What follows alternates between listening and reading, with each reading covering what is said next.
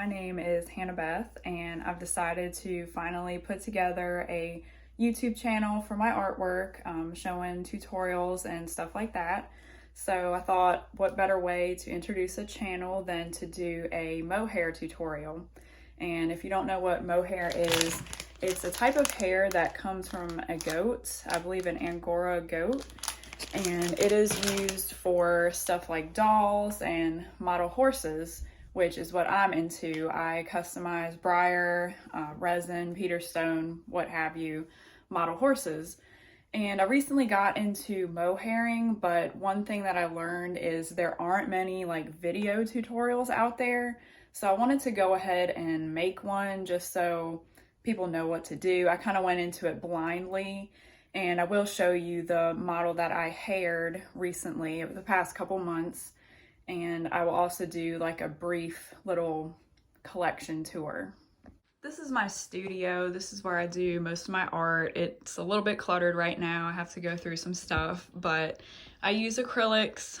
Mainly I hand paint. I use brushes and cosmetic sponges. I think I have one in here like this, and just dab it on the model. This is the model that I recently painted. She's been sealed. She's on the briar strapless mold.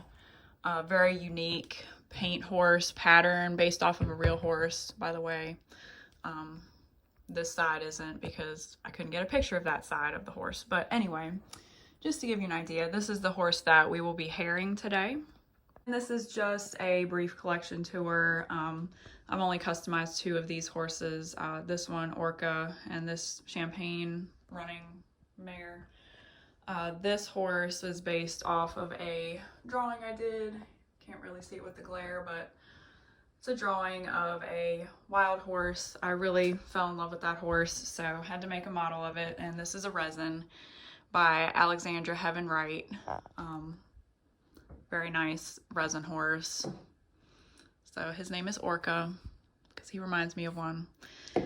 Anyway, moving on. These are mostly models that I will customize, hence why they are not really on a viewable shelf.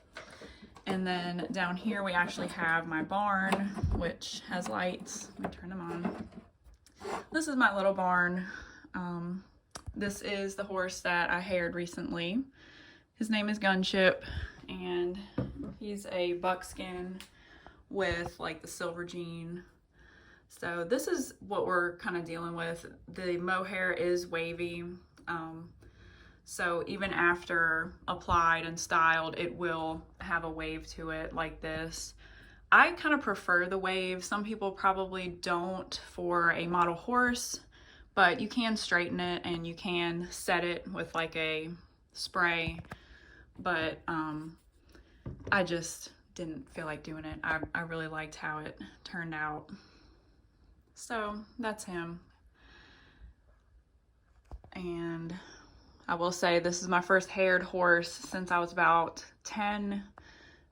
The one I did back then was, let's just say, horrendous, but that's okay.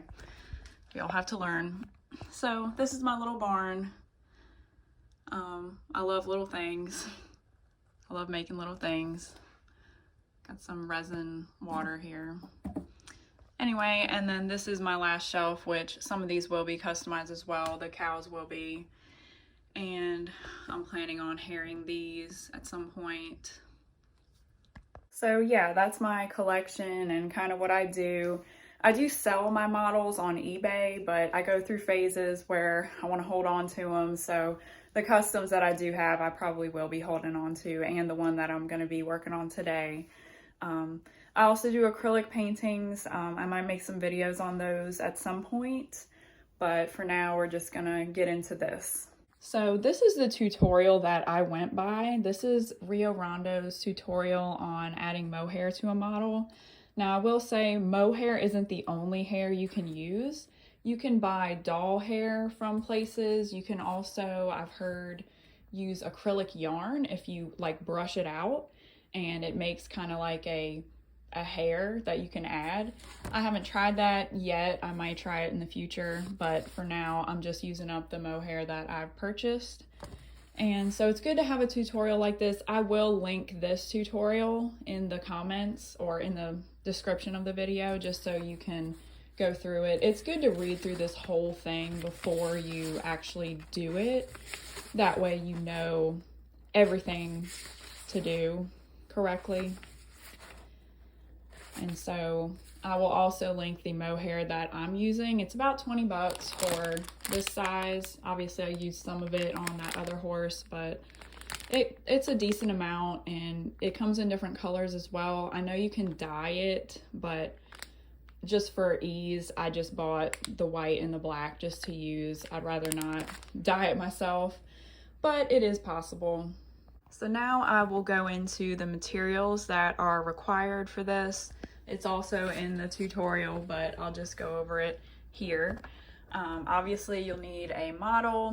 I prefer to dig a channel into the model's neck. It doesn't really have to be perfectly one depth, but I do like to have it kind of deep just so the hair can have something to kind of set into. You don't have to do this. In the Rio Rondo tutorial, Carol Williams shows how you can just apply it to the top of the neck without having to have a channel, but I just feel like it's easier for me to have the hair all in line without having to, you know, cut to keep it even in one line.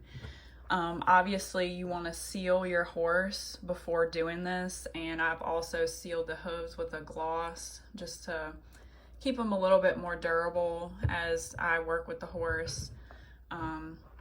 And then moving on, we have a paper towel. I keep a roll of them in here just to have. I have some type of wood instruments because you'll find that you'll need something to kind of adhere the glue to the hair wefts with, and I like to use this rather than my hands. Mohair, of course. I like to have a hair straightener. I straighten the hair before gluing it just because I like it to all be even, and I like to kind of know what length I'm working with. So I use a regular Revlon straightener on low. Some type of little scissors. At the end you will be trimming as well, but you will need this to cut your wefts during the process. I like to have a toothbrush to comb through the hair, and yes, this is a flea comb for a dog, but I find that it works really well to untangle certain tangles and to just brush through the hair as well. This is like an eyebrow brush. This is really good to have, and the glue that I'm using is Fabri-Tac. You can find it at Walmart. It's really easy to find. Just permanent fabric adhesive. You will find that this dries a little bit rubbery, like bendable, but when it solidifies over the next like 12 hours or whatever it takes, it will become solid. I also failed to mention the tail. You can do a variety of different tails as your base, but what I do is when I'm in the rough stages, like when I cut this channel, I will drill a hole into the horse, first removing the tail, of course, that came on it. And then I will insert a couple wires kind of twisted together and soda glue that, and then I will wrap a string around and glue that to it with soda glue as well. So, and soda glue is super glue mixed with baking soda to solidify it. Some people are against this. I've heard that it can like weep over time. I've never had this happen. I've had models for years with this in them and they've never done this, but you can use any means necessary to adhere this to the horse. It is inserted quite a ways so that it can like adhere to the top here without having too much strain on it. Tailbone, that's about how long a real horse's tailbone is, so that's how long I will leave this. That way it kind of flows with the direction that you want the tail.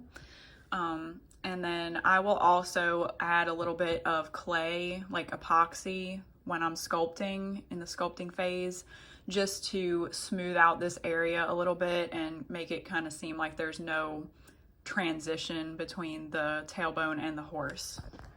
Okay, so when you pull the mohair out of the bag, it's going to be in sections like this, pretty much. And what you'll want to do is pull it apart so you can get kind of a smaller weft. You don't need a weft this big. It is a bit messy. Have a garbage can nearby, garbage can. And you just want to like find what end is the end. And you'll know this when you run your fingers down it. It'll be smoother one way than the other. It's kind of like rough if you move your fingers up the other end. So that means this is the end where it's smoother going down towards it. And you will find there are little particles of grass and whatnot in this hair because it is from a goat. So just pull those out. And I'm gonna take about half of this width as a section. We are starting the mane first. So now that I've got about half here, I'm going to brush through it a few times. So I take like a toothbrush first. It's kind of hard to video this, but I'm just gonna like comb through it as best I can. Sometimes it's easier to do this on your leg, like if you're wearing jeans, it'll kind of stay put and you can kind of brush against your jeans. But you just want to kind of brush through it enough to get any loose hairs out. You can see the loose hairs kind of being pulled out, and you want to pull as much of the loose hairs out as you can because they will eventually come out whether it's glued on the model or not. So you want to get those out and just do that a few times, brush through it maybe another time just to get everything brushed through. I'm using the mascara or the eyebrow brush now just to kind of go through it. And it will get a bit staticky if you're using a table like this, so just be wary of that. But usually running your fingers back down, it will get rid of the static.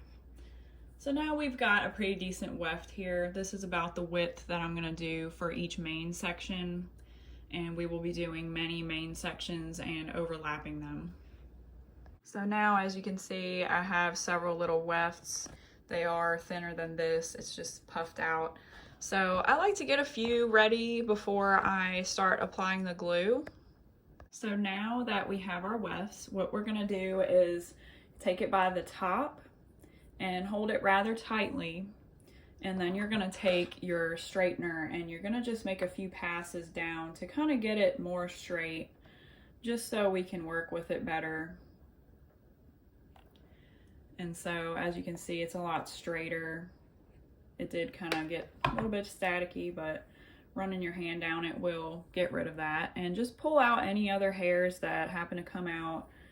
This will happen, especially after you've glued it. A lot of hairs will come out, that's normal. We just want to make sure we're applying enough hair to compensate for this. So now you're gonna go to the top of the weft, and there's a lot of scraggly hairs here that would probably pull out anyway. So we're gonna cut straight across where we can tell most of the hair is coming from. So like up here, you can tell some of this is just stray hairs, but right here, this is like all of the hair. It all goes down to this point. So we're gonna cut straight across up here, like so.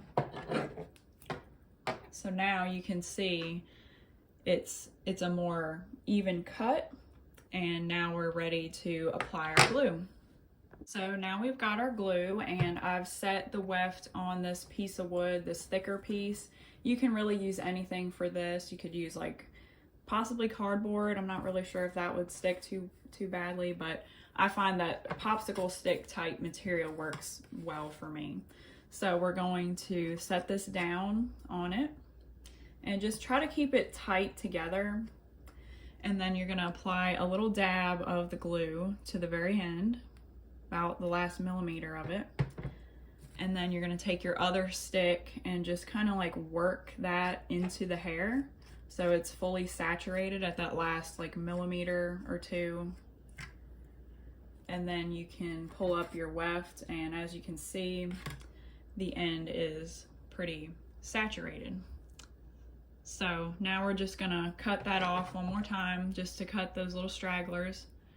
And now we will have even a more perfectly straight line. These scissors are not the sharpest, but anyway, that's what we're dealing with. So we wanna do this for all the little sections of the mane. And this will be all the way down The forelock is a little bit different, but we're gonna do that last. I like to start here at the withers and work up. So I will go ahead and glue this into the channel, and you want to apply just a very small drop of glue. You want to make sure this is wiped off, because if you don't, you're going to get glue all over your model that's painted, and that just causes problems.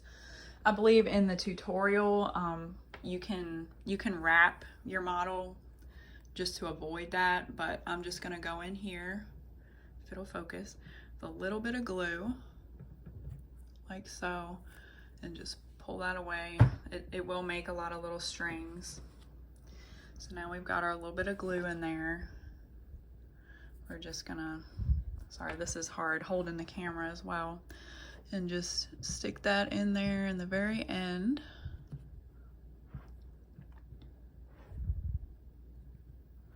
And this is the side that part of the mane is going to be on. It is going to have a flip, but for now I'm going to start on this side.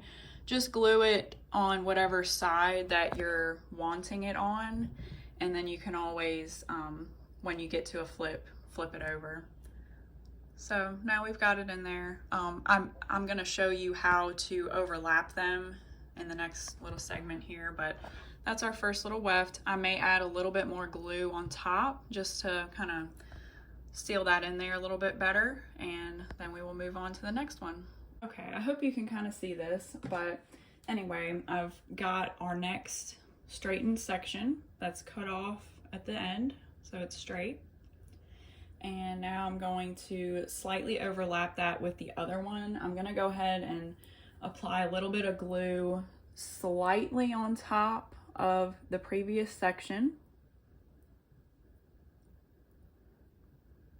Okay, and now I'm going to put this right on. I will show you better once I get that in there and show you kind of how far I'm overlapping these. It's just hard for me to get my camera positioned right. So let me actually just show you this way. So you can see it's about halfway overlapped maybe. And so we're just gonna set that there, let that dry. It'll take a few minutes for them to get mostly dry, but I still would not brush through them or anything until they are fully dry, which takes about, I would give it a day in between. But as you can see, we have our first two sections here. Obviously, the mane isn't gonna be this long, but we will trim that at the end. We just need to get the hair on there. So I'm gonna keep doing this all the way up, and I will show you how to do the forelock. Okay, so if you've made it this far, congratulations. You now have what looks like your ratty Barbie horse that you pulled out of your closet after 3 years. This is normal for it to look like this. This is the stage where there's just a lot of poofy hair. It needs to be styled eventually, but I wanted to show you, I did put a black streak right by this little marking. Even though the marking doesn't go up to the mane, I just thought it would be fun to put that. So that's why that's there. But now I'm gonna show you how to do the forelock and how I do it. And it's also in the tutorial packet. So I've got my weft here that I'll be using for the forelock. And I'm going to apply some glue to it. I've already pre-cut the ends. I'm gonna go ahead and I'm gonna put a little bit more than usual on this piece. And I'm gonna put it on a bit of a longer section of the end and really work that in. And so now you have something that looks like this. The glue is about down to here. And so what you're gonna wanna do is twist it at the very end, so it's kind of like a rope. So we're twisting it like a rope. I may actually apply a little bit more glue and just do a little bit longer of a little section here and just twist it up tightly. So the rest of the hair should kind of flow like that, be loose, and then you've got this part that's twisted up. And I'm just gonna snip this little end piece off, and what I'm gonna do is snip it kind of at an angle, so it's almost like a point, very small little point. Okay, and now I'm gonna go ahead and glue that on. I'm going to glue basically this whole glued section into the rest of my channel. A lot of hairs get stuck to this glue bottle, so you gotta continuously wipe that. If you have a little bit of spillage like I just did, you can take something very gently and wipe it into the channel. It's very difficult to remove the glue after it has kind of dried for a few seconds, so you have to get right on that and wipe it. You could also use a wet paper towel. Just try not to smear it around. Okay, so I have glued that into the channel. I usually take my nail and just kind of hold it a little bit. Just tap it down in there. And now we have our forelock. So now that we have our mane complete, we are about to move on to the tail. And so with the tails, you're going to use a little bit thicker swatches of hair. So looking at this tutorial, it kind of shows you the size that you're going to be going for. So a little bit thicker than what you would be using for the mane. And you're basically going to work from the end of the tailbone up, and then you're going to be doing little side pieces when you get close to the top. So I'm going to show you that process. This is about the width that you're going to be going for when it's just kind of in its natural state. So that'll just give you an idea of how big of a section you need.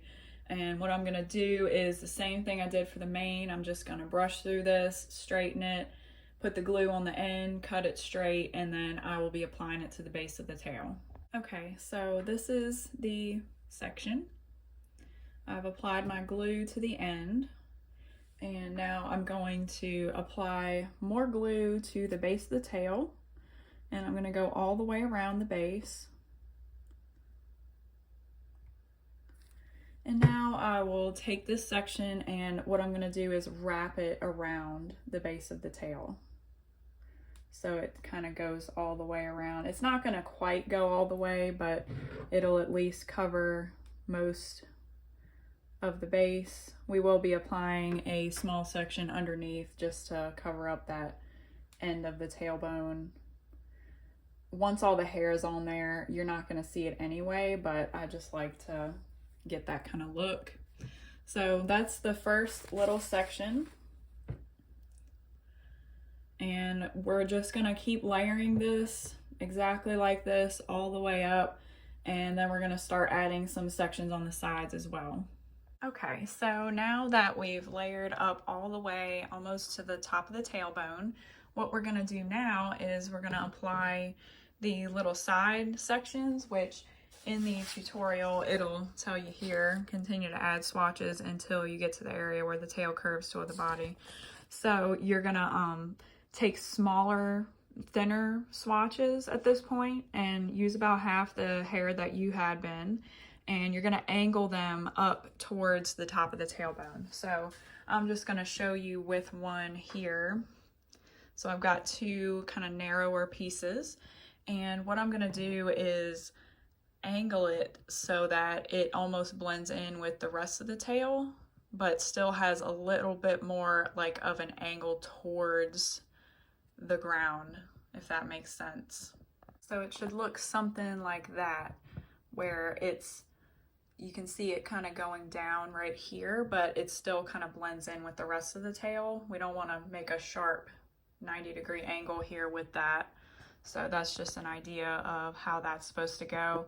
And then what I'm gonna do is I'm gonna take as many more little sections as I need until I actually reach the body of the horse, and then I will show you what to do with the last little section. Now we have our last couple pieces to put on. So this piece you're gonna cut to be tapered like this, and it goes in the middle. And then these other two pieces will go on the sides. Okay, and so now we have the last three little pieces glued on. We have the middle piece there, and then the two other pieces on the sides push right up to the body. And that is it for the tail. I think I'm gonna end the video here and do the styling in the next video, because this video is gonna be really long, but that's just the idea of how to glue the hair, and that will hopefully show you how to do it, because there's really not much information on YouTube about it. So thanks for watching.